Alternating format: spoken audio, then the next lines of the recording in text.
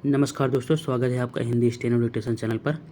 Ramdhari Gupta series से प्रतिलेखन संख्या 2 80 शब्द प्रति मिनट की स्पीड से बोला जाएगा। बहुत ही अच्छा मैटर है, संसदीय मैटर है, बहुत ध्यानपूर्वक लिखिएगा। आउटलाइन आप लोग लगातार बनाते रहिए, उसकी प्रैक्टिस लगातार करते रहिए, जिससे आपकी गलतियाँ कम होती जाएंगी। तो बहुत अच्छे से लिखिएगा। चलिए शुरू करते हैं। चैनल को ज़रूर सब्सक्राइब कर लीजिएगा।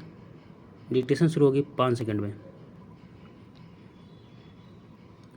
Ready, start. सभापति महोदय, प्रतिदिन छोटी मोटी झड़पें होती रहती हैं।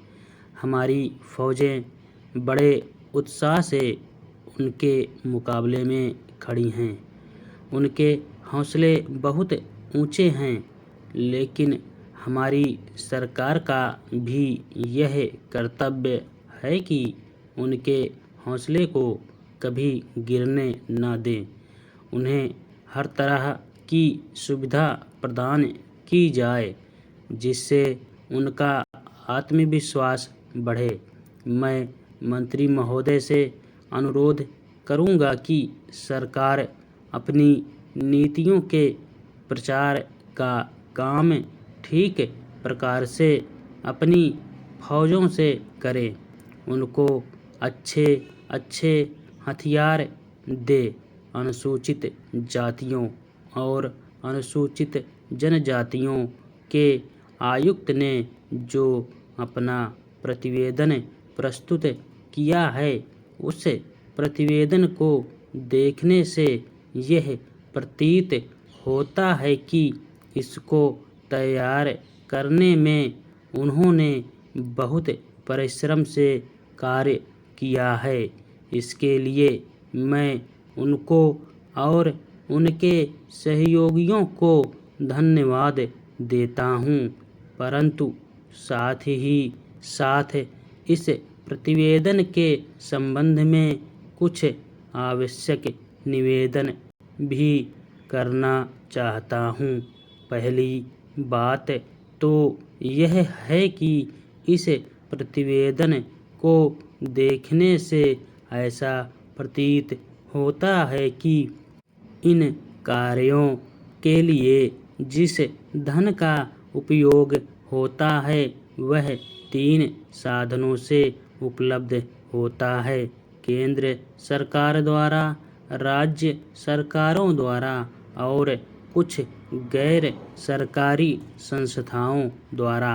प्रतिवेदन के अनुसार जितना धन इन कार्यों पर व्यय करने के लिए दिया जाता है, उतना धन पूरी तरह से व्यय नहीं हो पाता। मैं यह नहीं कह सकता कि आवश्यकता से अधिक धन दिया जाता है या कार्यकर्ताओं को वह धन प्राप्त ही नहीं होता, जिसके कारण से वह बिना खर्च हुए बच जाता है। मैं तो यह चाहता हूँ कि जितना धन दिया जाता है, उसका पूरा उपयोग हो और आयुक्त को यह न कहना पड़े कि इस कार्य के लिए जितना धन की आवश्यकता थी, उतना धन नहीं मिल पाया और विवश होकर हमको उस कार्य को बीच में ही रोकना पड़ा। जहाँ तक राज्य सरकारों का संबंध है, बहुत सी राज्य सरकारें अभी तक इस कार्य में असावधानी से काम ले रही हैं और इस कार्य को उपेक्षा की दृष्टि से देखती हैं।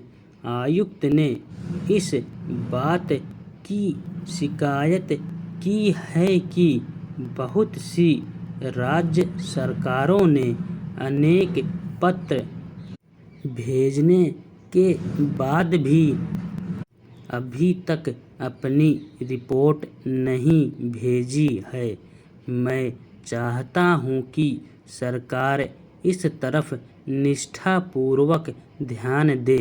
राज्य सरकारों पर दबाव डाला जाए कि वे इस दायित्व के प्रति सचेत हों और आयुक्त को उनके कार्य में पूरा सहयोग प्रदान करें।